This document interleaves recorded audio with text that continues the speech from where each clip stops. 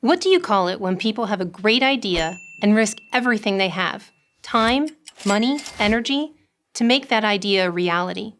I call it the American dream. Ritu Shah Burnham had an idea. She dreamed of opening a pizza franchise in Seattle, Washington. It wasn't easy. It never is. But she made it happen. Richard Clark had an idea. Office buildings in fast-growing northern Florida needed janitorial services. He was bound and determined to see that they got it.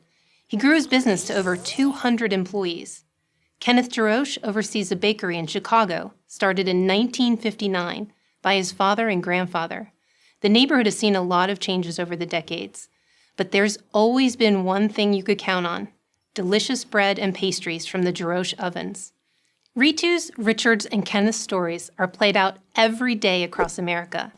A million variations on the same theme: starting a business, running a business, keeping a business going. In fact, America leads the world in small business creation. With over 28 million small businesses, they generate over 64% of all new private sector jobs. And let's not miss the obvious. Every big business with thousands of employees started out as a small business.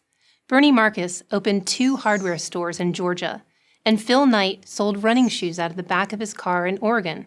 Thus were the Home Depot and Nike born. Given the importance of small businesses to the American economy, you would think the government on all levels, city, state, and federal, would do everything it could to encourage their formation and growth. In other words, you'd think the government's attitude would be, how can we help you? But sadly, this is not the case. In fact, it's the opposite. The government is killing small businesses, killing them with excessive taxes, overregulation, and complicated compliance. One such burden is the push to hike federal, state, and city minimum wage rates from about $7.25 an hour to as much as $15. Ritu Shah Burnham found this out the hard way. So did her employees. When the city of Seattle raised their minimum wage to $15 an hour, all of the profit went out of Ritu's pizza parlor. She couldn't raise prices high enough to cover her new costs. She lost her business, and her employees lost their jobs. Instead of their wages going up to $15, they went down to $0. Then there's the Affordable Care Act, which requires businesses with at least 50 full-time employees to provide health insurance for all of them. The law's definition of full-time? Just 30 hours a week. To survive all the added costs, many small companies have reduced their workers' hours to below 30 per week. They've also become wary of expanding beyond 50 full-time employees. That's the dilemma Richard Clark faced. His workforce of 200 people, 50% of whom were full-time, is now down to 150 people with only 20% full-time. The rest are part-time.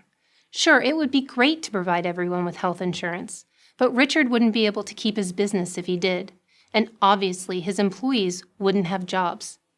Kenneth Jarosh wonders if his bakery can survive the bans on partially hydrogenated oil and trans fats, key ingredients in making his baked goods.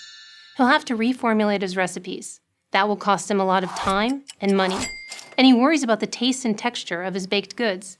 If you're a bakery and your customers don't like your bread, well, you're toast. And so are your employees. There are over 175,000 pages of regulations like these from the federal government alone, countless more from cities and states. Small businesses have to deal with them every day. Some of these regulations are necessary, but many are not. Some sound good on the campaign trail, but create serious practical problems in real life. They sap the resources of going concerns and discourage people from starting new ones. They're freezing economic growth. They're like a giant iceberg, and the American dream is headed straight for it. I'm Elaine Parker of the Job Creators Network for Prager University. To subscribe to our YouTube channel, click here. To help keep our videos free, donate here.